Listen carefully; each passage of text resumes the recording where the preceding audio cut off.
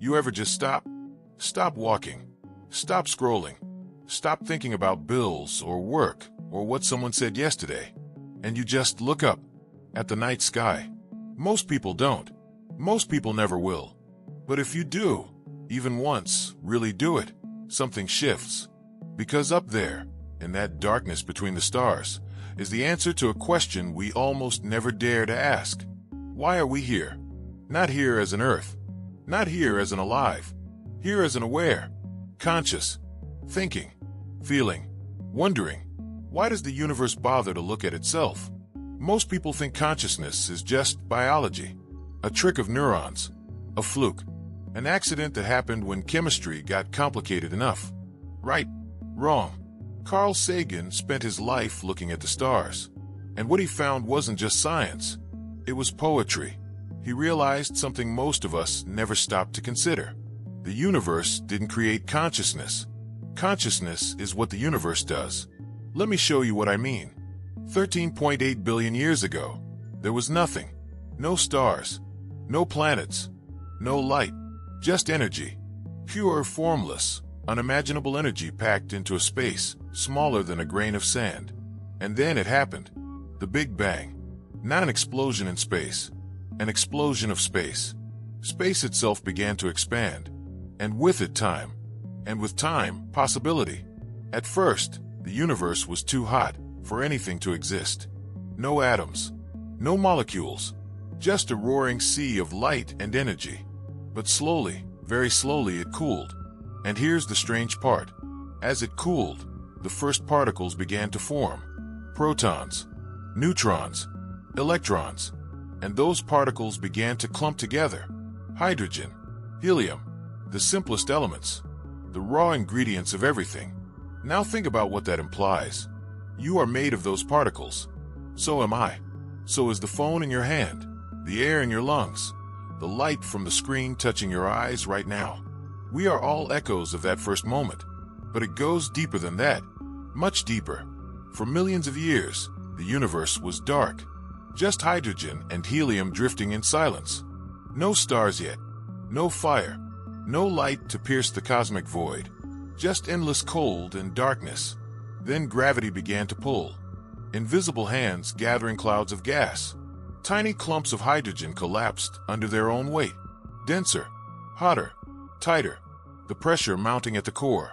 Until finally, deep in the heart of those collapsing clouds, something extraordinary happened. Fusion. Hydrogen atoms smashed together so hard they became helium. And in that violent marriage of particles, light was born.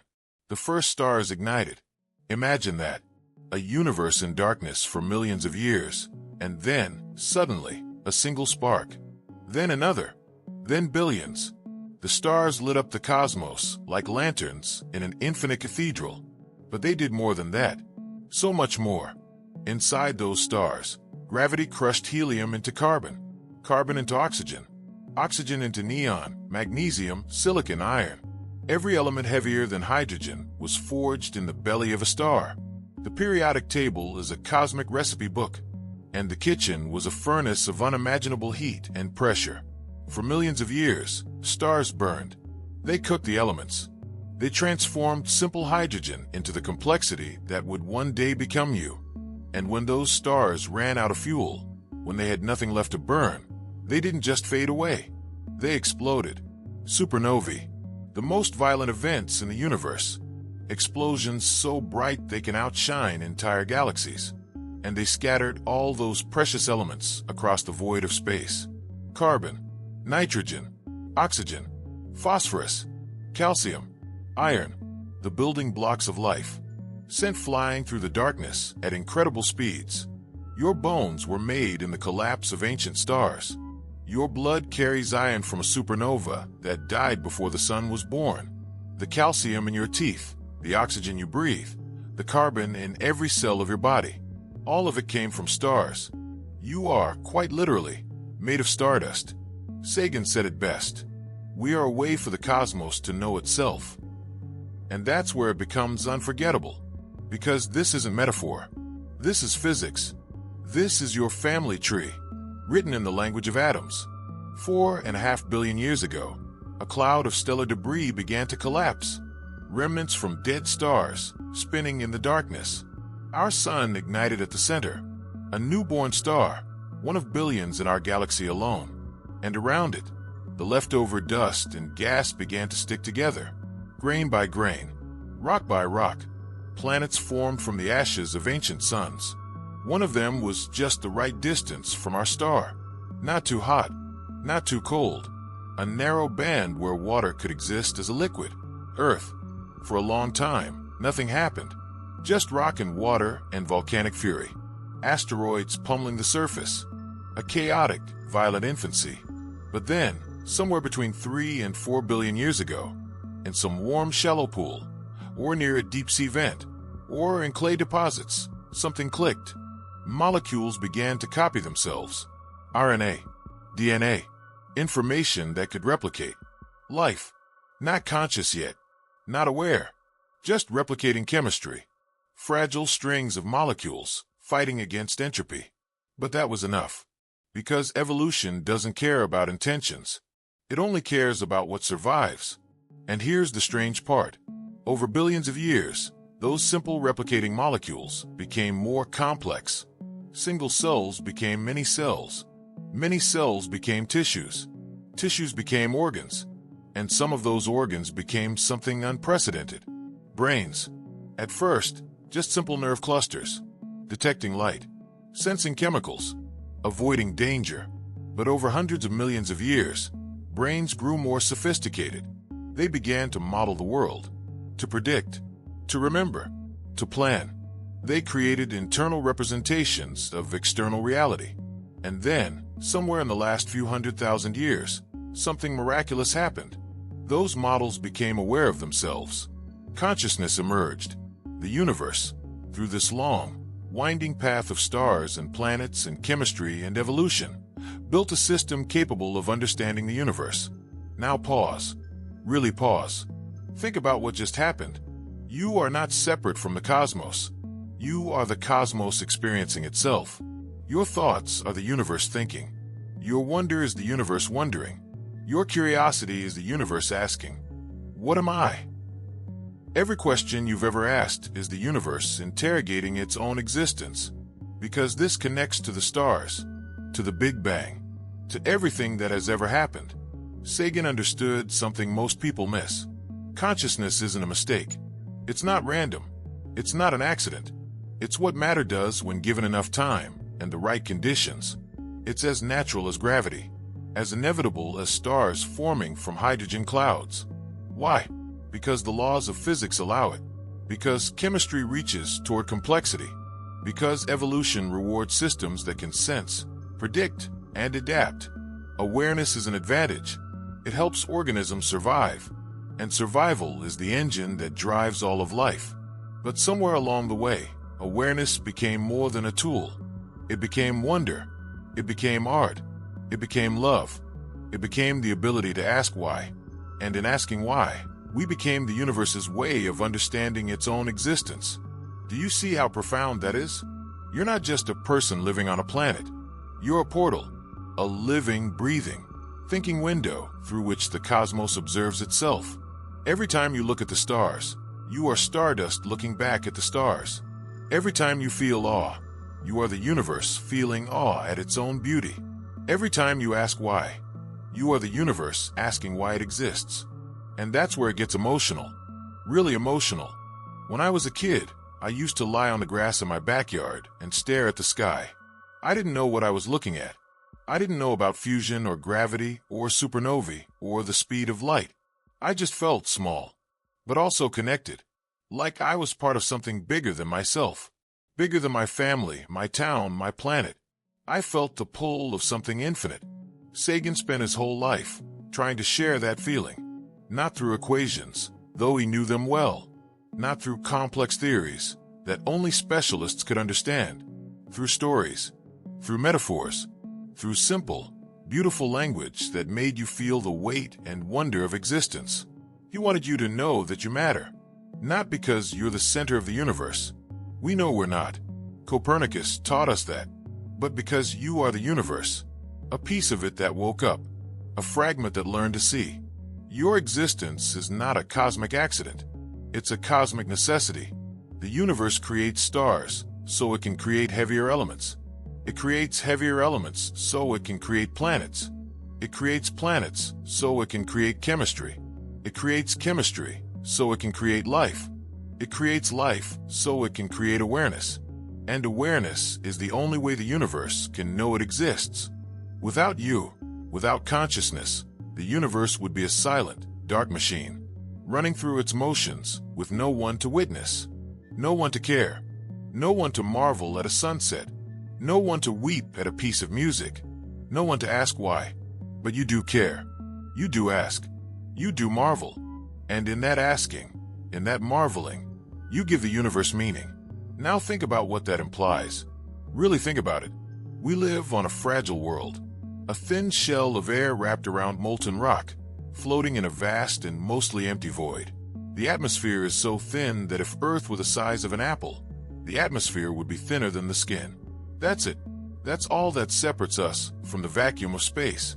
We've been here for the blink of an eye. Our species is maybe 300,000 years old. Modern civilization? 10,000 years. The universe is 13.8 billion years old. We are newcomers, infants, barely out of the cosmic cradle. But we are the first, as far as we know, to look up and understand, to see distant galaxies and know they are distant, to measure the age of stars by their light, to decode the language written in DNA, to split atoms and peer into the quantum realm, to send machines beyond our solar system, carrying messages to whoever might be out there. We are the universe's first attempt at self-awareness, at least in this corner of space. And that comes with responsibility, a profound responsibility, because we are rare, maybe unique. We don't know yet, but we do know this. The cosmos went to extraordinary lengths to create us. Billions of years of cosmic evolution, trillions of stars living and dying, unimaginable violence and beauty, supernovae and planetary formation, and the slow patient work of natural selection. Also, we could be here, thinking, feeling, wondering, asking questions. Sagan believed we had a duty to preserve that, to protect this pale blue dot, to cherish it, not because we own it, but because we are it. We are Earth's way of knowing itself. We are the planet's consciousness, its eyes and ears and voice. And maybe one day, if we're wise enough, if we're careful enough, we'll become the universe's way of knowing other worlds too, other stars, other possibilities. But only if we survive, only if we choose to. So why did the universe create consciousness? Maybe the better question is this. Could it have done anything else? Given the laws of physics, given chemistry, given time, given evolution, was awareness always waiting in the wings? Was it inevitable? Sagan thought so. He believed the universe was full of potential, bursting with it, and consciousness was the flower that bloomed from that potential. Not once, but maybe billions of times, across billions of worlds, orbiting billions of stars. We just haven't met the others yet. We're listening with our radio telescopes. We're searching with our space probes. But the universe is vast, and we are young. But even if we're alone, even if we're the only ones asking these questions in the entire cosmos, isn't that even more astonishing? Even more precious? The universe, in all its vastness, in all its cold mathematical precision, poured itself into this one fragile world, into you, into this moment. Right now, as you read these words, you are the cosmos reflecting on its own existence. You are 13.8 billion years of cosmic evolution, concentrated into a single aware being. You are ancient starlight made flesh. You are the universe's love letter to itself. And once you see it, you can't unsee it. Every breath you take is made of atoms forged in the cores of dying stars. Every thought you think is the universe contemplating its own mystery. Every connection you feel, every moment of beauty, every pang of loneliness, every burst of joy, is the cosmos experiencing what it means to be, to exist, to matter. Sagan said it so simply, so perfectly. The cosmos is within us. We are made of star stuff. We are a way for the universe to know itself. That's not metaphor. That's not poetry, though it sounds like it. That's physics. That's chemistry. That's the literal truth. And it's the most beautiful truth I know.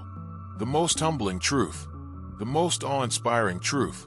So the next time you look up at the night sky, remember this. You are not looking at the universe. You are the universe, looking back at itself. And in that moment, something infinite recognizes itself in you. The stars that died to make your atoms. The time that passed to allow your existence. The improbable chain of events that led to this very second. All of it converging in your awareness. The universe didn't create consciousness to serve some grand plan. There's no evidence of a plan. No blueprint. No designer. Just physics and chemistry and time. But that makes it more miraculous, not less. Because consciousness is what happens when the universe becomes aware of what it has always been. Beautiful. Mysterious. Temporary. Precious. Alive. We are the universe waking up. Looking around. Asking why. And in that asking, finding meaning in a cosmos that has no obligation to provide any. Sagan knew this. He felt it in his bones. And he spent his life helping others feel it too. Because once you understand that you are made of stars, that you are the universe experiencing itself, that your consciousness is the cosmos knowing itself, everything changes. You realize you're not insignificant. You're impossibly significant. You're rare. Maybe unique. You're the universe's way of understanding that it exists. And that's a gift beyond measure. I'll leave you with that.